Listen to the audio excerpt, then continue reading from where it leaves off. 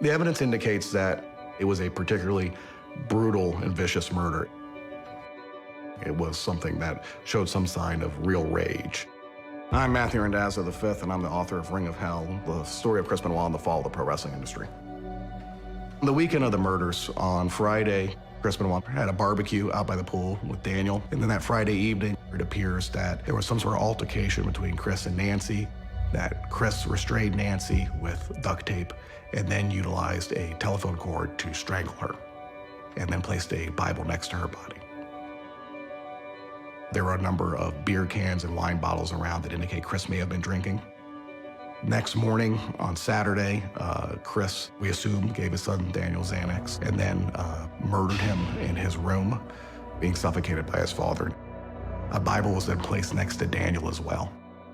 After that, Chris made a phone call and let friends know that Daniel and Nancy were both suffering from a bad stomach virus, and then he had to take them to the hospital.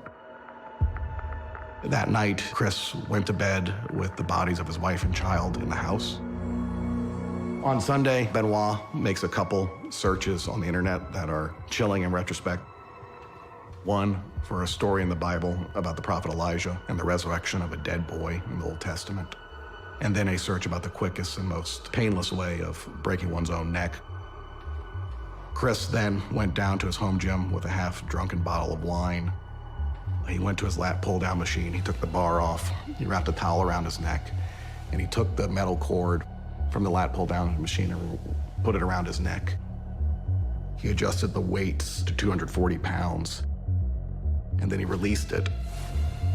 So it's a very bizarre scenario, it's a very bizarre weekend, and it doesn't leave a lot of answers. Later, it turned out that there was a Bible in the house, similar to the ones left by Nancy and Daniel's body, that Chris had left something akin to a suicide note, something along the lines of, "I'm preparing to leave this earth."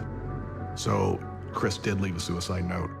He did know what he was doing. He was at least enough in his right mind to understand exactly what was happening, and was still considering whether he would go make a flight to go wrestle that night on international television. Really know what.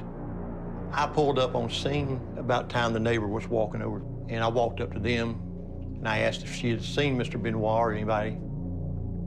And she said, "It's been 3 or 4 days since I've seen anybody over there." There was 2 large canines in the yard. If I remember correctly, they were German Shepherds. We asked her if there was any place she could put the dogs at so we could go up there and do the welfare check. And she said, "Oh yeah, me and the dogs get along great. I feed them whenever they're out of town." And she jumped the fence. Dogs right there with her. She walked them in there, never had to take a hold to them. It was taking a little longer than I thought it should take, but then she came running out the door, screaming that Daniel's dead, Daniel's dead. I went from just being a regular welfare check, okay, we got something more serious here.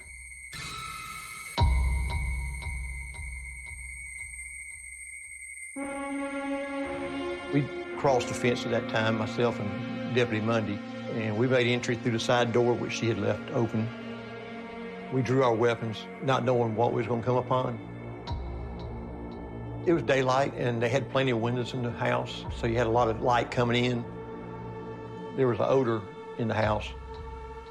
And I looked over at Deputy Mundy and said, "Something is dead in here."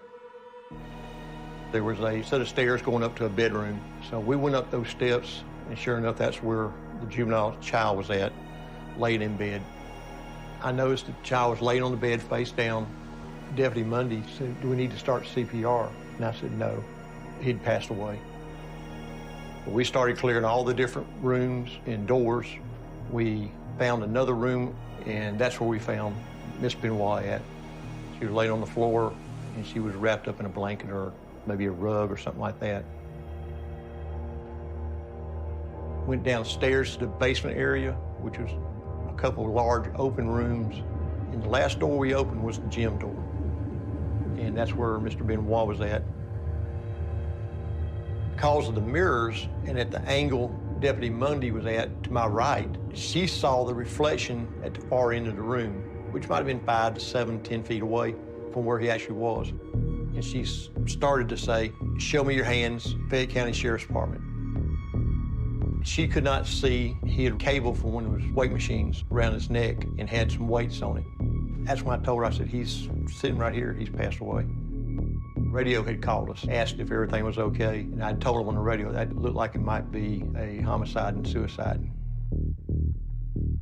It was within 2 or 3 minutes of us walking back outside that somebody had already strung crime scene tape across the front of the property.